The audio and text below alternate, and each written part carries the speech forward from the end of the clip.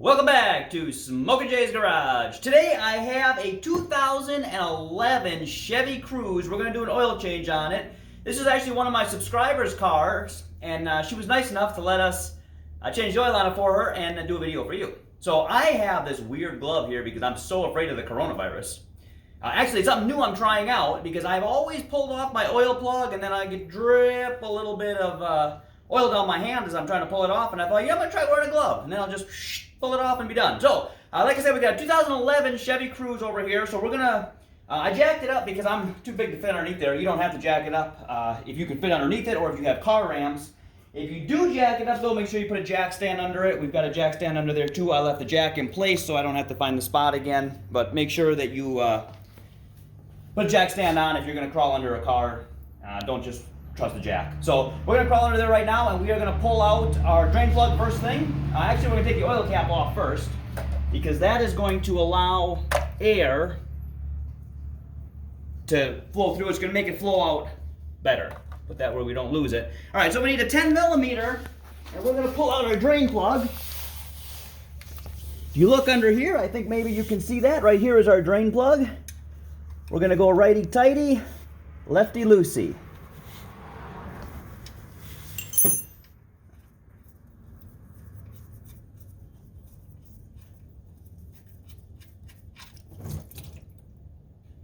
There we go.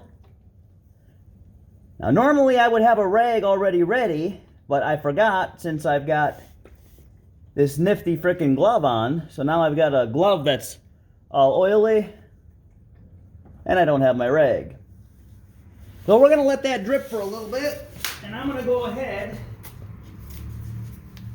slide that glove right off. Look at that. That's and I'm mostly clean. All right, now the next thing we're going to do is our oil filter. Oil filter on this vehicle is on top. Let me grab my light again so that you can see. This is one of these that come off the top. Right over here, that's where our oil filter is. That's going to be a 24 millimeter. So I'm going to try to set this where you can still maybe see a little bit, and we'll pull this out.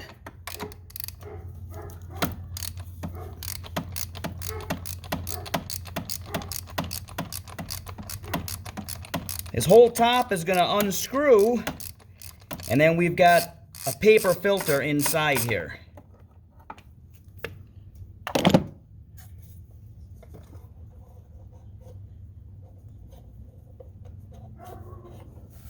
And when you pull this out, usually the filter will come with it. That's your old filter.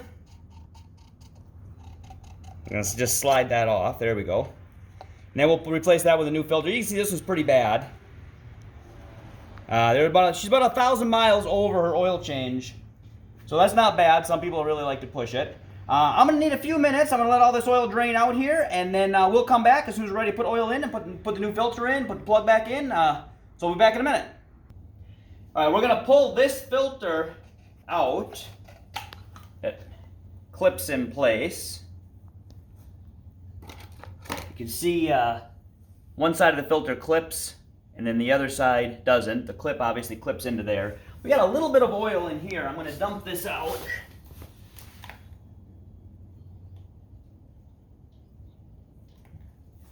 There we go. Now you're going to take a screwdriver, and you're going to pop this O-ring off. Because you don't reuse the old O-ring. They give you a new O-ring with your filter, but we're going to go ahead, see if we can get a little bit of oil on there. We want to get a little bit of oil on that O-ring. And now you've got all that oil all over your hands, so it'll be hard to slip that ring on. We use a screwdriver to pull the old one off. That's fine because we don't care if we wreck it because we have a new one, but the new one you want to put on by hand because you don't want to cut that because then you might leak. I'm making a mess here. All right, but we've got the new O-ring on. There's actually a groove that it sits in, and we've got it on that groove. Now I've got a mess all over the floor.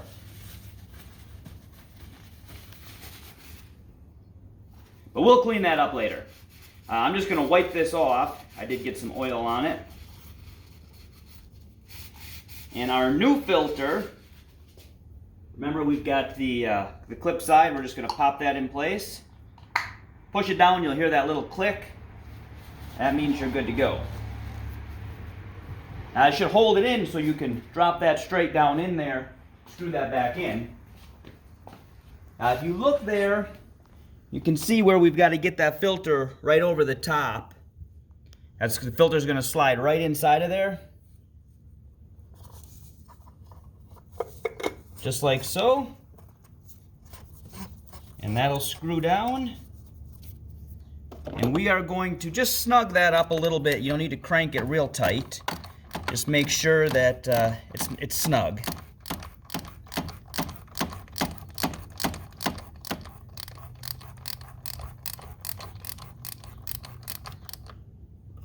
There we go. That's snugged up.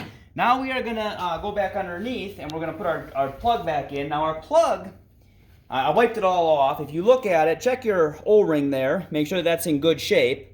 If you over-tighten your plug, this isn't from this car, this is from a different one, but if you over-tighten that plug, you see that will get all jacked up. So you don't want to over-tighten that. But you want it obviously tight enough that it doesn't leak. But do check the condition of that. If that's all ripped up, if it looks in bad shape, then you will end up getting a little bit of leak pass there. And obviously we don't want that. So we're going to crawl underneath there. We'll throw that plug back in.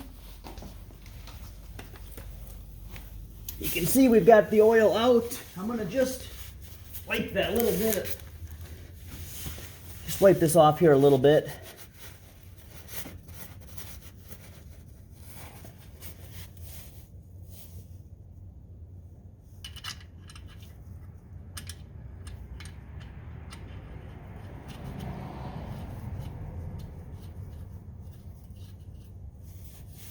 All right, now again, we want to get this snug, but we don't want to over tighten it. There we go. Now we're ready to put oil in. This car takes 4 quarts of oil. If you look, once you take that cap off, you got the cam right there. So I don't know if it's going to be easier for me to pour by hand or pour with a funnel. I've got 1 quart left in this jug, so it's fairly empty. I think it's actually going to be easier to pour it by hand than it is to use the funnel, because the funnel's not going to hold itself.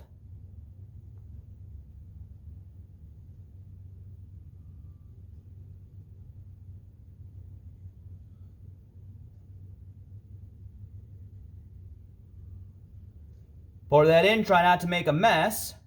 Now that's 1 quart. Well, it's going to be 1 quart when we got it done. And this takes 4 quarts, so we're going to dump the other 3 quarts in, and then we'll be right back to check the oil. All right, we just dumped in our 4 quarts, and we're not going to check it yet because we should be pretty close. But we still have it on the jack, so obviously we're not going to get a good reading. So I've got to jack it up just a little bit here so I can pull my jack stand out. And while it's up, I'm going to pull my oil out.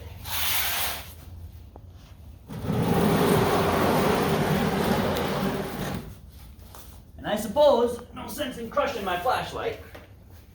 So we'll pull that out, we'll lower this down, and then we will check the oil. Make sure that it is at least close. And then we will go ahead, start it up. We're going to let it run for a few minutes. And then we will know for sure. We'll have to check it again, but you don't have to stick around for that. Now the hardest part about checking your oil when it's new is that it's really clean and it's hard to see. So I like to pull it out and then hold it level. Try to get the light in there so I can see where it is. It's hard to see. I always wipe the first one off. But if you hold it level, the oil will stay where it was. Looks like we're pretty close. If you hold it like this when you're trying to look at it, the oil is going to run down, and then you might not get an accurate reading. It looks like we are right up to this line right here, which is the add. That's like the 3/4 of the add. So we're going to start it up, and we are going to run it, and then we'll double check it again, make sure that everything's right. Boom. If you have any questions, leave them in the comments. Otherwise, this is how to change your oil on a 2011 Chevy Cruze. If you're watching this channel for the first time and you haven't already, and you want to, Please subscribe.